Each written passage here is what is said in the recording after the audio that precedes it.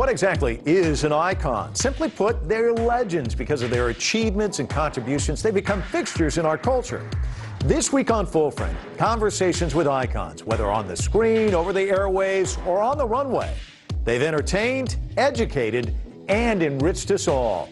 I'm Mike Walter in the heart of New York City's Times Square. Let's take it full frame.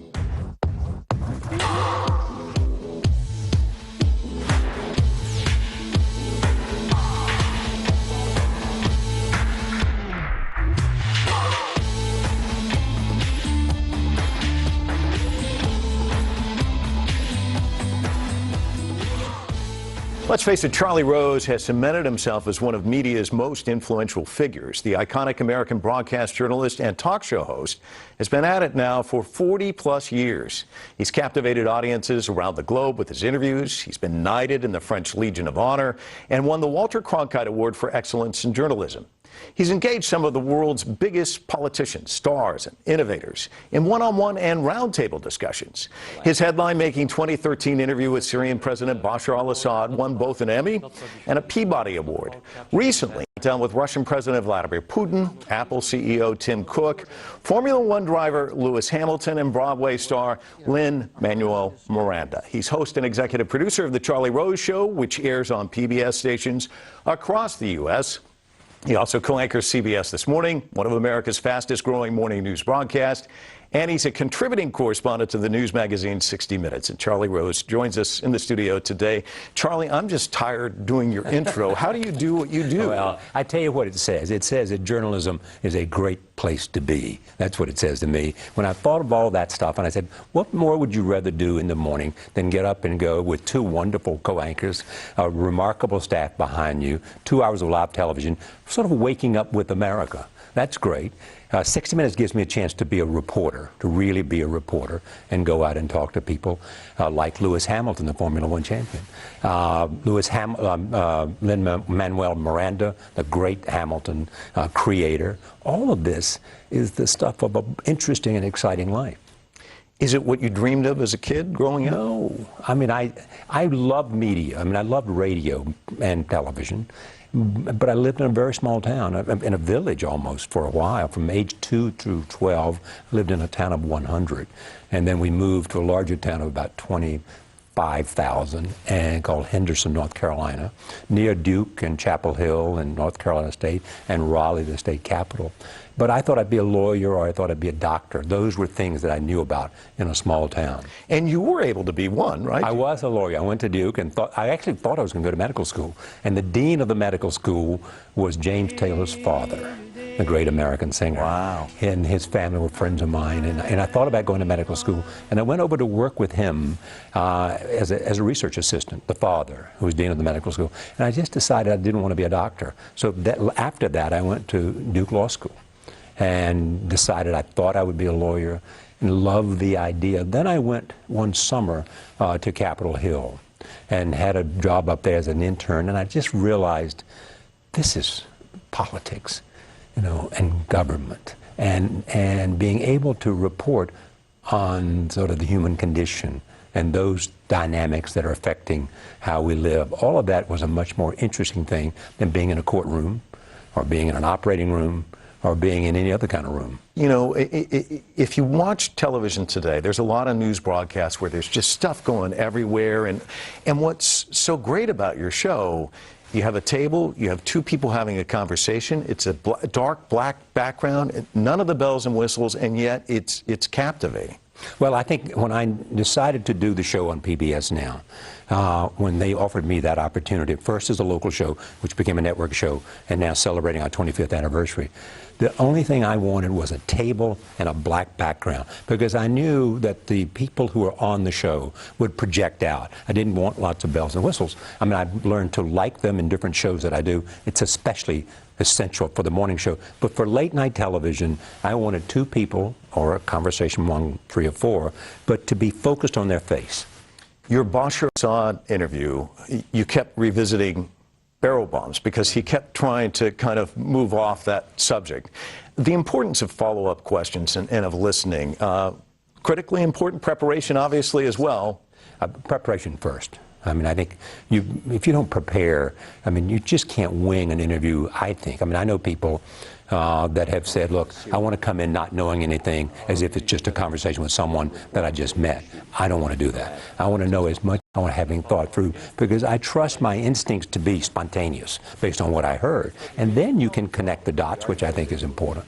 But preparation is first. Engagement is second. You really want to somehow, and the earlier you can do that, better. You want to make it so that this is a special event. This is a time. You know, I'm here. You know, I want to hear what you say. I want to listen. I want to know why you are who you are, and what you do, and why did you do it, and where does this lead us, and all of those sort of very obvious questions. But if you know it, you'll see questions that you might not know if, in fact, you haven't done any preparation. It starts with preparation, it continues with engagement, and at the end, it always has to be listening. I listened to you on the way home. You're on the radio, too, now. Right. Arianna Huffington talking about naps and sleep, and I think of you and your hours that you keep. I'm thinking the whole time you're doing that interview, are you reassessing your life? I mean, but you did tell me you do take a nap. I mean, no, several. I mean, in fact, today at the studio at CBS, I had 30 minutes, and so I went and took a nap. And it reinvigorates me. I mean, I feel like I've just gotten up right now, you know. And so I do it all the time. I said to her, Arianna's known this for a while because she's obsessed by sleep and has written a book about sleep. I said to her, you know, if I had only 30 minutes and I was a little tired, rather than preparing more, I would take a nap. And there was a famous one I was riding out to do. Somebody took a picture. I was riding out to do the interview with Putin, which was about an hour outside of Moscow. And there's a picture of me lying in back with these things that cover your eyes, just sort of thinking about the interview, sort of a nap, a little bit of meditating. And so when I got there, I was ready to go. We mentioned Assad, Putin, Obama, and the list goes on and on. Is there connective tissue that you see in these leaders, traits in them, that in all of them? Well, I mean, certainly in Obama and Putin. I mean, I think Putin, for all of that he is accused of, he's a nationalist.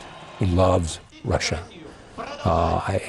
We had a picture of him with his father's picture when they were celebrating or taking note of Leningrad in Moscow.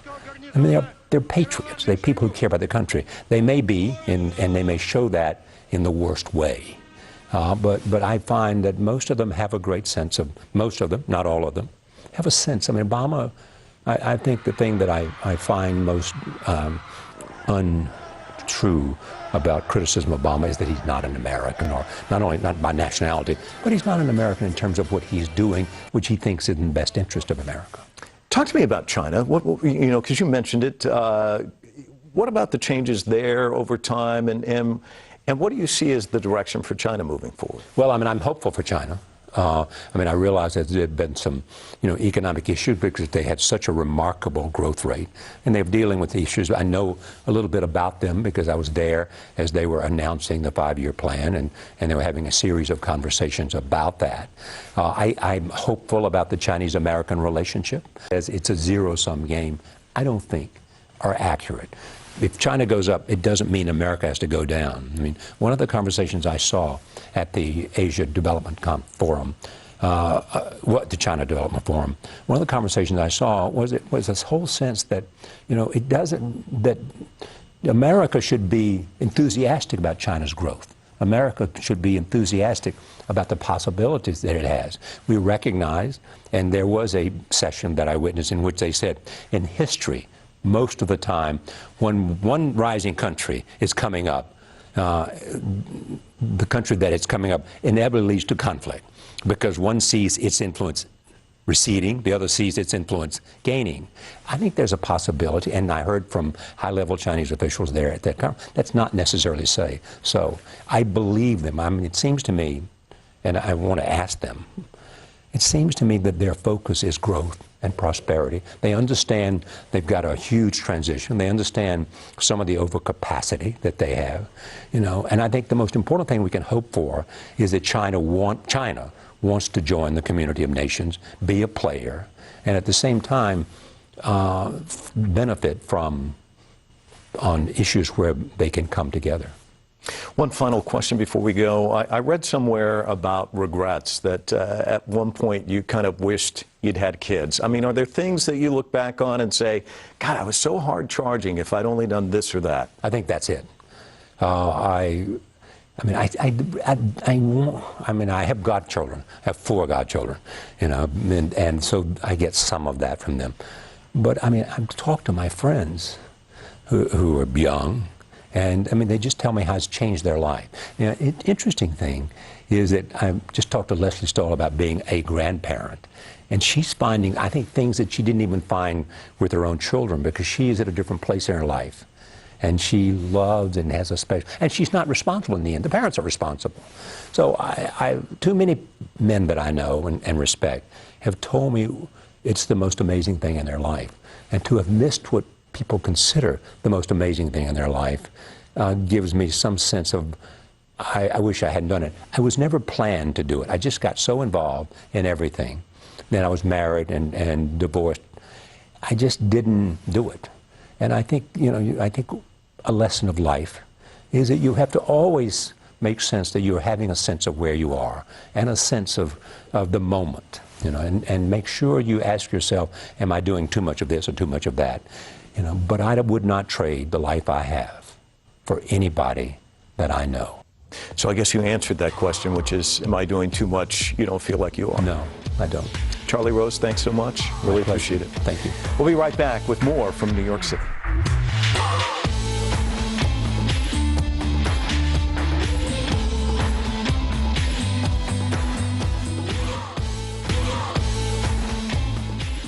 Few performers can match the staying power of legendary actor Kirk Douglas. During his 70-plus year career, he's made more than 80 movies, been in 10 plays, written 10 books, and been awarded a special Oscar for his contributions to the entertainment industry. But it's his work off-screen with his wife of 62 years that's become his most important legacy. Thanks to the trust that Anne Douglas established some 50 years ago, the pair amassed a massive fortune, and they plan to give it all away. The Douglas Foundation's mission is simple: help those who might not otherwise be able to help themselves. And they've pledged $50 million to institutions including his alma mater, St. Lawrence University. Committed to charity since childhood, they've supported everything from scholarships and film fellowships to the Motion Picture and Television Fund. Much of their money has gone to subsidize work in their hometown of Los Angeles. And as full-frame contributor Sandra Hughes discovered, their contributions are making a difference and improving lives on a daily basis.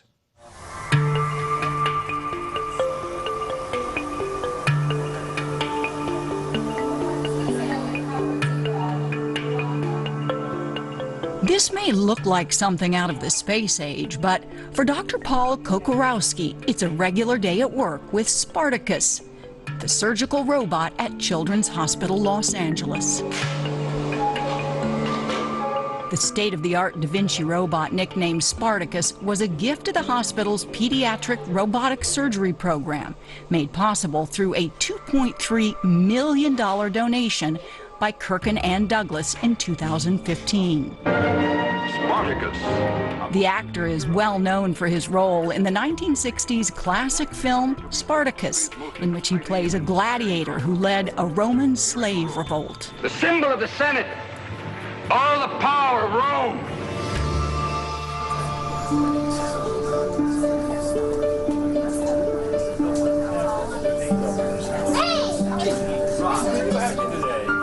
On this day, Dr. Kokorowski is operating on 4-year-old Enzo Jose, fixing a small urinary deformity that was causing the child constant bladder and urinary infections and damaging his kidney. Doctors in his home country of the Philippines were baffled by the boy's afflictions. It was a misdiagnosis after misdiagnosis. They literally did not know what was going on with my son. They didn't know what to do. He was confined in the hospital for at least 90 days without a diagnosis. All this time, he was going through blood tests after blood tests. So today, while it's an emotional day, It's also a happy day to be here.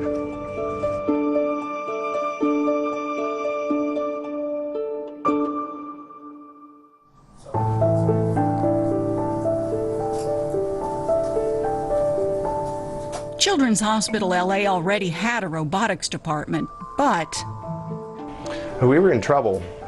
We started our robotics program back in 2009, and we started with the robot, which was fantastic for its time. But it was getting old, and without the Douglas Foundation's gift, the program was going to shut down. So their gift not only saved our program, but is allowing us to do new things. Very few children's hospitals have this robot. I think we were the second in the nation to have one of these, and we feel very fortunate that we can be on the forefront of bringing this technology to children. What makes Spartacus so special? Smaller incisions, no major cutting through muscles, less pain, less trauma, and shorter hospital stays for children like Enzo.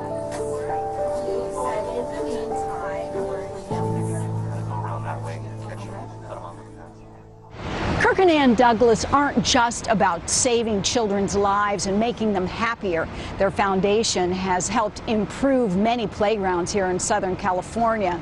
But their legacy of giving also helps adults.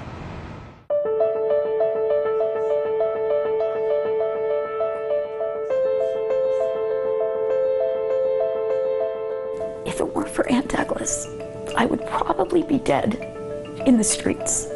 Cynthia Smith works in the store at the Anne Douglas Center for Women, part of the Los Angeles mission. It was given the name to recognize Anne Douglas's long-standing compassion and generosity to the homeless. Women who want to get free of alcohol and drugs can come straight from the streets and outfit themselves with dignity, something Smith says she didn't have when she first arrived. When I showed up, I had 2 black eyes. I had a concussion, I had a dislocated thumb, I had glass in my feet and in my face. And I have virtually no memory of it. As a woman on the streets, it is very dangerous. And I was actually attacked, and I have no memory of that. And that's because you were using at the time? Correct.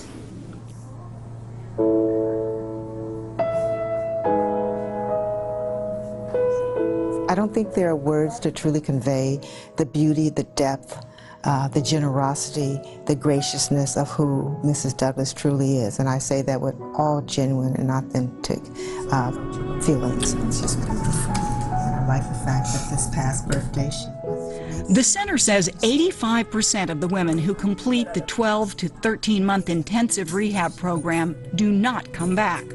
The center attributes that to its faith-based program and rigorous classes in everything from getting a high school diploma to mental health help to job training. I find it somewhat almost astonishing sometimes, because no matter what level or where a woman enters in the program, there's always change, there's always transformation. Their baseline always is elevated from where they come in versus where they leave and when they graduate. Their lives are so transformed. Transformation from an organization that sees need and meets it head on. Through the Douglas Foundation, Kirk and his wife Anne continue to give and save lives of people they often have never even met. For Full Frame, this is Sandra Hughes in Los Angeles.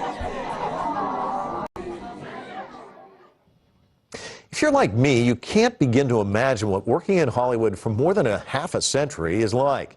You also wonder how, after a devastating and debilitating stroke, iconic actor Kirk Douglas was able to overcome the resulting physical and emotional challenges and continue his work as an actor, author, and philanthropist.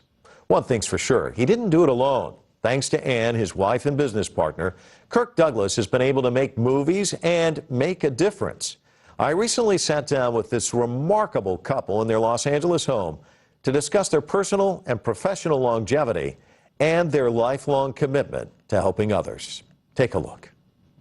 So, Kirk, I don't normally start interviews by saying, wow, but you deserve more than one wow. It's amazing, your body of work, the fact that you're the ever-ready bunny, you just keep going and going and going. So what are the characteristics about you? I am 100 years old. I thought I would not be doing any interviews, but I guess I was wrong. But I look back on my, I don't know, 50 years of making movies, and I'm satisfied. And what is it about him?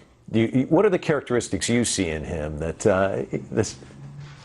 There are many phases. You know, characteristic in his work, in his philosophy, and with women. Now, which one would you like? Maybe you're a woman. Why don't we start there? And I think with time, he has what I would say matured in the best way. Whatever he didn't have before, and I don't mean possession, within him as a character, he has it now, and he has it little by little. It came more and more. I'm listening to you, and I don't think this is describing me. Because I don't recognize myself. Everybody has their favorite Kirk Douglas movie, so I want to give the two of you a crack at it. Is there a favorite film of yours? Do you have a favorite film? Did he ask you? Yes, I have several movies. I have made almost 90. God, that's a lot of movies. I don't want to make another movie. But the movie I liked was not always the most popular movie. Lonely are the Moon. Yes. I was searching for that. Was not a big movie, but I like the movie. I like the character I played in. You know, Kirk's talked a lot about his youth and growing up poor, but your childhood helped shape who you are, too. Can you talk a little bit about growing up and some of the things that you had to go through in your lifetime? My upbringing was that I spoke English, French, and German. And when I came to Paris during the occupation, I was able to make some money by doing subtitles, German subtitles under French movies. And later on, I continued to do the same thing with English subtitles under French movies. And it brought me into public relations. And I became the assistant of the assistant that took the stars to Hollywood. This was my dream of all dreams. I had a very interesting and fascinating life. I was in America taking the star for the Hollywood premiere about the Toulouse-Lautrec movie, when the director, who was a friend of mine, wanted me for a movie with Kirk Douglas as the PR lady. And I said I couldn't do it. I am going to Hollywood. And that was more important than anything. I came back, and the director called and he said, I want you on the set tomorrow. And he said, let me take you to the lion's den. And it was his dressing room. And she came in, and they told me all about her. So she was perfect for my assistant because she spoke 3 languages, and I was very happy. So when she came in, I offered the job, and she turned me down. Well, I was shocked. I was not accustomed to be treated that way. But then I took her to the charity ball where the actors all put on the circus. There was an act with elephants, and French actors were on the elephant. And when the elephant at the end went off, I came out with a broom, and that's in his tuxedo. And so that was the thing that made me really laugh. She thought if I could do that, so we became much closer after that. And 62 years later, here we are. Wow. We're still married. So that's the key to a great marriage. Yeah. Follow the elephants. Yes. Let me ask you, all the philanthropic work that you do, is there one that's closest to your heart, the one that you feel the strongest about, Anne? I went with Kirk Thanksgiving to the homeless shelter. A friend of my husband wanted him to come along because Kirk had an experience in his youth about Thanksgiving, and his friend Sidney Sheldon, a writer, said, you come with me and tell the men what Thanksgiving meant to you. And Kirk had the speech, and he, at Thanksgiving, was standing in line to try to get a meal, and they were running out of meal, just 2 people before him. So that was his story. While he was making the rounds and talked to the men, I looked, where are the women? Oh, the women are here. Everything is bunk beds. And then there came a white sheet, and that was for the women. All other facilities were the same. I was so appalled.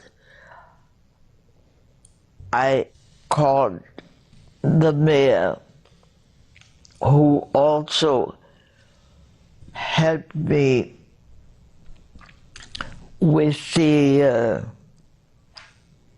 homeless now and gave some money, and I was trying to build a building because the facility for the man was already going to be replaced with a new facility because the earthquake had made it insecure. So I prayed a lot to God to see how I can find some money. But you know, she prayed that God loved to God, but God doesn't have any money. She will go to me. So God to make sure I kept working in the movies. So God called so Kirk. She had enough money.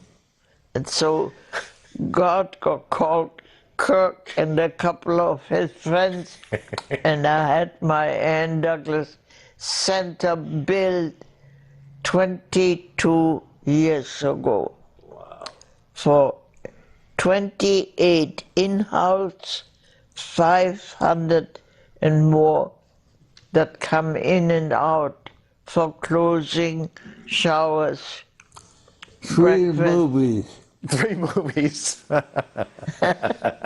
God told you to make 3 movies, That's right? Sitting here talking to the two of you, you can't help but notice the love. And it's been there for years and years and years. And I want to talk about 96. You got the Academy Award, thunderous applause, standing ovation. You talked about your boys, how they were proud. But then you dedicated it to Anne, and you told her you loved her. Talk to me about that moment. How important was that to confess your love to this woman that you've loved all these years? When I got an Oscar, I gave it to her, and it has never been in my room. It was always new. I have to tell you something that very few people know. The emotion about when he went to receive the Oscar. You have to know that my husband just had a stroke. He could hardly talk.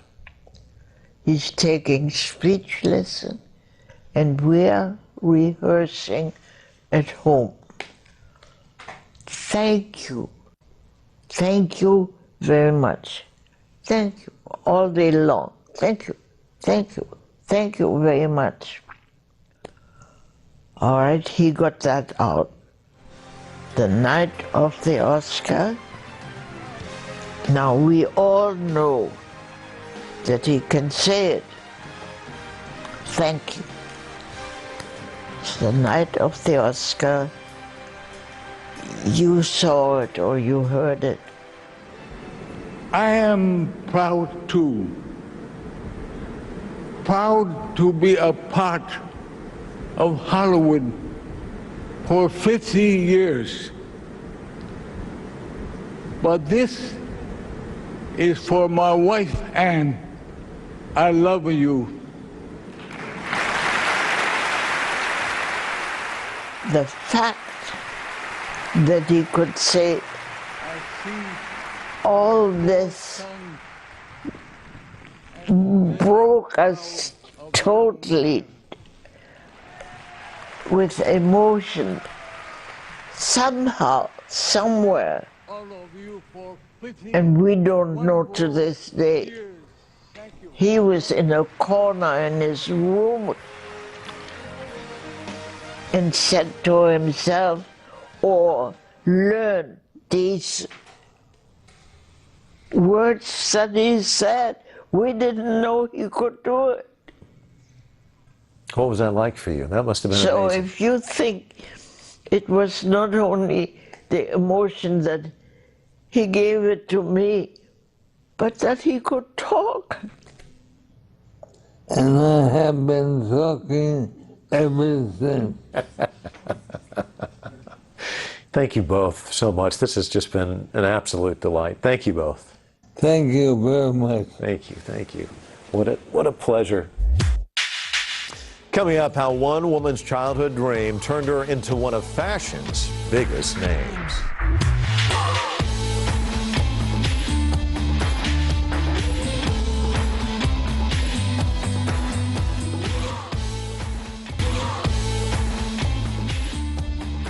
Fashion icon Anna Sui is famous for her one-of-a-kind take on design. Some of the biggest names in fashion and entertainment have fallen in love with her creations, whether drawing influence from Scandinavian design, 60s scene makers, or her own cultural obsessions.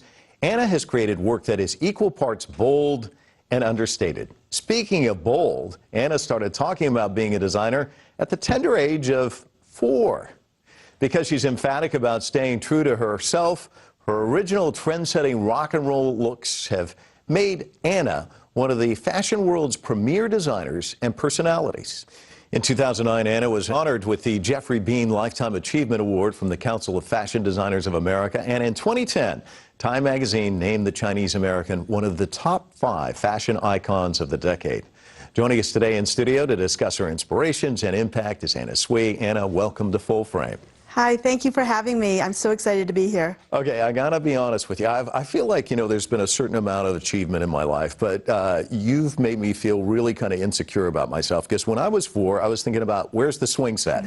Here you are, probably with Barbie. This doesn't look right. What was that like? Why did you know at such a young age, I'm going to be a designer? It's crazy because I came to New York for a wedding of my aunt and uncle, and I was the flower girl, and when I looked around New York and saw the beautiful dresses at the wedding, on the way home I said to my parents, when I grow up I'm moving to New York and I'm going to be a fashion designer, not knowing what that meant. But my whole childhood and teenage years were really geared towards it. Bold, eclectic, whimsical. I've just been jotting down some of the words that are used to describe your work. How do you describe it? Do those fit? I think so. I think so. But there's also words that everyone always uses, like nostalgic, romantic, but rock and roll. There's a lot of ambiguity, and I think that's part of what people are attracted to, is the fact that it's not really one thing or another. It's kind of a combination of both. It's a good girl and a bad girl, and I think people find that attractive. You're one of the top designers in the world. You've got boutiques all over the place, but when you started, was that the goal, or has this just kind of grown and you're kind of like, some days you wake up and you're awestruck at what's happened, or? Yeah, I think globalization took everybody by surprise. The impact that how much it's changed the whole world, how immediate everything is, how one thing affects another. And I was so lucky to be in that place at the right time and able to react to it. I think my parents, having gone from China and educated in France and moving to the United States, kind of took away that fear and stigma of having to go somewhere else where I didn't speak the language. So I can jump on a plane and go work in Italy even though I don't speak Italian, or work in Japan and I don't speak Japanese. So I think that that's part of what has made the whole thing work for me. I heard you tell this story, which I think, if you don't mind sharing with our audience, how kind of happenstance and getting fired kind of added up to all of this. Tell that story, because it's fantastic. Well, when I started, there was really a junior market or a designer market, and I was excited about younger clothing, so I started working at big companies in the junior market. But I had these friends that were like punk rockers, and they were doing great jewelry and selling at the boutique show, and I just thought they were the coolest thing on earth. So I would love to do the boutique show, and they said, well, why don't you make some clothes and you can share the booth. I think their incentive was for me to share the booth, but I was excited about making a collection. And consequently, from doing that collection, I ended up getting windows at Macy's and a New York Times ad.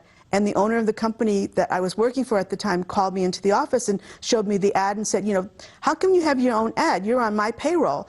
And I said, well, it just happened. And he said, well, it's got to stop. And I said, it can't stop. I have to ship my orders. so I got fired. So that's how I started my business. So it's the best of times and the worst of times, and there's nothing more inspiring than, oh my God, I'm on my own. But you waited a while before your first runway show. Why was that? Well, I didn't have, firstly, the money behind me, or actually the confidence. And it took me a good solid 10 years of building my business, growing my accounts. And it wasn't until actually 1990 when I went to Paris and for the first time to see the fashion shows. And my friend Steven Meisel picked me up in the car. We stopped and picked up Madonna. She came out with her coat on. And when we sat down at the Gaultier show, she took off her coat and she was wearing my dress. And she leaned over and she said, "Anna, I'm wearing your dress." And I thought, oh my God, like she's wearing my dress. And in her hotel room, she had bags and racks of clothing from every major designer in the world there. And she was wearing my dress. So that was one of the things that really kind of gave me the thought that, oh, maybe I can do this. Maybe I really can do my own show. And I think I've heard you say that someone would model your clothes and the models would ask, where did you get that? And suddenly you had models, which I guess is the ultimate compliment in many respects too, isn't it? Well, I knew Naomi and Linda socially, and they were always coming. And for those who aren't familiar, everybody else, we're not on first name basis. Naomi Campbell and Linda Evangelista. I knew them personally, and they would come over and they would see the clothes and they would say, "Oh, can I have that dress? Oh, I love this dress." And they consequently wore them to couture fittings. So all the other models saw them wearing them and wanted them and started calling me from Paris, to the point where Karl Lagerfeld said, Anna, who is this Anna?" Because he saw my label in all these dresses that everyone was wearing. And again, that was another thing that kind of gave me the indication that maybe I can do this. Of all the collections, is there one that you love more than any other? I mean, it's like having babies, though, I imagine, isn't it? Exactly. But I think the first collection is probably the most sentimental because, again, I didn't know that I could really do it. And all my friends rallied behind me and said, "We'll help you." So Linda and Naomi helped me get all the other models. Steven Meisel and Paul Cavaco really, like, kind of put me through, or taught me the ropes, like told me what I needed to do. And like at the end of the show, when I looked at them, I just started crying. It was like such a labor of love for everyone. So I think that will always be my special show. I know Beijing is one of your favorite cities. How does it square with fashion compared to like New York or London or Paris? And do you see distinct differences as you go to all these cities? Oh yeah, definitely. But less and less because of globalization, because of the internet.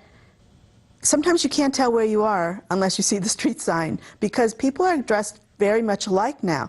I think that the whole kind of casual dress has taken over. When you think about airports 15, 20 years ago, people wore suits, and now everyone has on track suits. So I think Beijing's the same. They've kind of caught up with the times. I mean, like, very, very quickly. I've seen the change in the last 15 years that I've been traveling there, and every time it's more exciting, and to the point where it's incredible. Like when you get out in the airport and you see that airport, I mean, it's massive and so state of the art. And same with all the hotels. I mean, it's astounding what's happened. What's next for you? There's so many things in the works, and I think that one of the most exciting things, since I opened my boutique, everyone always wanted to buy the furniture. Always said, "Oh, can I buy this vanity table? Can I buy this cabinet?" So we're starting to work on Anna Sui Home. I introduced it in Japan this year. We started with towels and sheets and kitchen accessories, aprons, and it's going to build. So I think that it'll be a total lifestyle package now. One final question before we go. Do you get time to sleep? Well, right before the collection this month, probably not. I have insomnia now, so it's always like worrying about details, worrying when something's going to get finished, because there's so many deadlines, the shoes, the stockings, the jewelry, if that sweater's going to look right, if that dress is coming out right, oh, should I change the hem length? It's a constant flow, but again, that's part of the process. And then there's the finish line, and then again, then you have to start thinking ahead. All over again. Anna, thanks so much. It's been so much fun. Thank you. Really Thanks so much. We'll be right back with another change-making icon.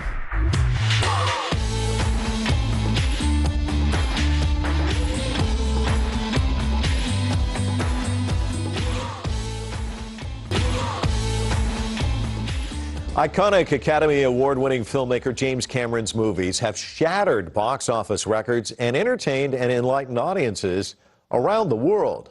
Mega hits like Titanic and Avatar wowed moviegoers with wondrous special effects and characters from other eras and other worlds. When Cameron isn't conceiving of his next blockbuster, he's a self-described warrior for the natural world, working to increase awareness about climate change and appealing to the masses to take individual responsibility for the health of the planet. I sat down with Cameron at a Climate conference and discussed the business of movie making and the bigger global mission. Take a look. What will the message be once you go downstairs? You're kind enough to talk to us right now, but obviously that's got to be in the back of your mind right now. Sure. The wheels are spinning. What's going to be your message? Look, I think there are a lot of people out there, telling us that climate change exists, what the impacts are going to be, working in renewable energy and all the things that need to be done, working in transportation. My focus is a niche focus. When I go downstairs, I'm going to be talking about food. People think, what's food got to do with climate? Well, this is the big elephant in the room that nobody's talking about. When people think of how we mitigate climate change, they initially think of, coal-fired power plants and tailpipe emissions. Okay, you're good. There's a missing middle, because greater than the entire transportation sector of the entire world is animal agriculture. So here's a place where we can make a huge personal difference, you, me, everybody out there. We don't have to wait to build wind farms. We don't have to wait to build solar plants. We can just change what we eat. Just eat less meat and dairy, and your carbon footprint drops way down. I saw an interview where somebody associated with Avatar said that before you started shooting that you took the cast over to Hawaii and you actually saw clear cutting in it, kind of this epiphany. Right. I want to talk to you about your epiphanies. What was it that created your epiphany about climate, and then about this linkage, food and climate? I've always been very conscious of our impact on the environment. I'm a child of the 60s, so you had the big oil spill in Santa Barbara that was on the cover of Time magazine in 1969. And even though I was living in Canada at the time, I became very aware. So I've followed this for a long time. The big epiphany for me around the food-climate connection was about 3.5 years ago, because I had known how heavy the footprint of animal agriculture is and how devastating it is. It's the greatest source of biodiversity loss, it's the greatest polluter of water, et cetera, et cetera. You go on down the list, it's horrific. But I thought, well, bummer, because I need to have my animal protein. That's just the way human beings are wired. 3.5 years ago, I found out that not only is that not true, it's actually the opposite. It's actually harmful to your body, and it contributes a lot to the kinds of diseases that we have, and so-called diseases of affluence, like heart disease and diabetes and osteoporosis and things like that, and a number of cancers. So I thought, wow, this is a win-win. I just cut out all the meat and dairy. I'm doing my thing for the environment, and I'm doing my thing for myself and my own longevity. And as a father, I need to be around to protect my family. So it just all added up. It was like, wow, where's the bad news in this story? There isn't any. Are there aha moments, though? I mean, when you tell other people, do they start to, or do most people kind of, I don't get it? A lot of people don't get it, but what we found, we spent the last 18 months and a considerable amount of money with Chatham House, which is a think tank in the UK, and they did some demographic surveys. They went to US, Brazil, China, Europe, and they found some interesting things, that people, they want something to do about climate, and they're generally ignorant of this food connection. And when they find out, when they're a little bit educated about it, they are more willing to change than if they don't know about it. So, that's why I think it's a positive feedback loop. We tell people about it. Now they're going to do something that's better for them, and then the nation gets healthier, and then our healthcare costs go down. So all of our entitlement stuff, our debt, is actually reduced. Our environmental, our carbon footprint goes down. We're helping the environment. At the same time, we're making ourselves healthier. People just need to hear about it. Let me ask you about Food Choice Task Force. Yeah. What is it? How'd you get involved with that? So the Food Choice Task Force is a small group of committed people who are hoping to get some media presence out there about these issues. Because there isn't much. There's no sort of film you can go to. There are only a handful of books. There's not much out there, but the facts are so compelling. I watched Avatar this weekend. I hadn't seen it for a while. And there's a line, Jake has this speech, and he says, "We need to send a message to the sky people. They cannot take what they want. This is our land." Right. That seemed like a clarion call to your audience. Like, look, you guys can look to leaders to change the world, but you've got a responsibility as well. Exactly. That's really interesting that you perceived it that way, because it was written from an indigenous perspective. Like, this is our land, we were here first, you can't come and take it. But your spin on it, I think, is actually really empowering to the average person, which is, this is all our land collectively. Even planet Earth is all our land collectively. And if you think of the leadership, the governments of the world, they have to be responsive to our health and our needs and the future of our kids. You know, and I think, you know, leaders are only starting to wake up about this because people are demanding it. Well, to continue on, the other thing that struck me about the film, and I guess looking at it from a distance now, at the end, Jake's eyes open. Yeah. And another message to the audience, like, open your eyes. That's right. It's about seeing. I mean, the movie is all about seeing, about changing our perceptions. Jake comes in as a typical kind of Western civilized guy with a kind of militaristic perspective, and he's there to conquer. And he opens up and he has his own connection to nature. He begins to see nature the way the indigenous people do, and he ultimately winds up defending it. Well, that's the journey we all need to be on. We all need to become warriors for the natural world. Regardless of how much you like polar bears and that sort of thing, we have to do it for ourselves, because we have to have an organic living world that works together, and the only way to do that is to play by nature's rules. But it isn't preachy. No, I mean, you have to really kind of strike a balance, don't you? You do. You can't preach. Avatar tried to do is not say, okay, here are the horrors, this is climate change, all those sorts of things. It said, this is the beautiful thing that we tend to become disconnected from, you know, nature and its harmony and its balance. And it reminds people of that feeling you had when you walked in the woods as a kid, and we all have it. And then we move to cities, and we get into an urban, very digital lifestyle, and we just wake up one day and say, I miss that, you know. And I think, I'm not saying everybody needs to move to the country. Take a walk in a park, go to a sequoia forest, whatever it is, but you can't protect what you don't respect and love. How do you see the relationship between the U.S. and China as far as films? Where is that going in the future, do you think? Well, I think everybody's leaning forward from both sides in a really positive way. You know, Hollywood has woken up over the last few years, and my first forays into China from a business perspective were just kind of at that moment where everybody was starting to wake up and say, wow, this is an enormous market. If you look at, you know, Avatar was the highest grossing film in history in China. I think it's since been supplanted, but not by very much. And that was at a point when there were probably a third of the number of 3D theaters that are in China now, just you know, a few years later, 5 years later. So I think everybody is pretty much agreed on the fact that it's going to be the biggest cinema market probably by 2018. But it's all a fairly new relationship. We're still in the romance period.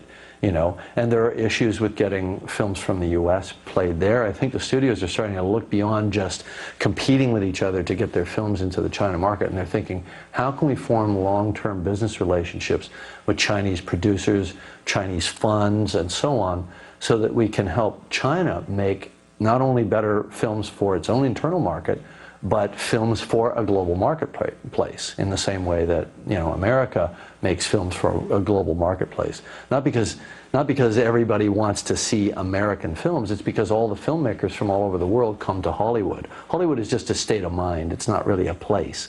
It's just a gathering place for filmmakers from everywhere. I'm Canadian, for example. You know, so the question is, can we get China to that level? And the answer is? I think so, yeah. Yeah, but I mean, there are cultural barriers. Sometimes you know, China's got amazing sort of landscapes. It's got amazing cultural mythology and so on. But you know, they have to understand that they've got to play for a world market. So are there Chinese filmmakers who are willing to make a film in English, which is kind of the common language globally, for example, and then it gets translated into all those different things. And that's the leap that has to occur, do you think? Not necessarily. I mean, Chinese films for Chinese consumption are making so much money because they're 1.3 or 1.4 billion people, so they've got a great domestic market to serve as well. What is exciting to me is that they've in a sense, they've skipped right to the best form of projection, which is digital 3D. And they sort of cut out the kind of the middle bit that we had to go through. So if you look at the exhibition capability in China, it's fantastic. James Cameron, thanks so much for your time. Great interview. Thanks. Thank you. Thanks. Yeah, I really enjoyed it. That's it for this week. Join the conversation with us on social media. We are CCTV America on Twitter, Facebook, and YouTube. And now you can watch Full Frame on our mobile app, available worldwide on any smartphone for free. Search CCTV America in your app store to download today. Get the latest news headlines and connect to us on Facebook, Twitter, YouTube, and Weibo. All of our interviews can still also be found online at cctv-america.com. And let us know what you'd like us to take Full Frame next. Simply email us at fullframe@cctv-america.com. Until then, I'm Mike Walter in New York. We'll see you next time.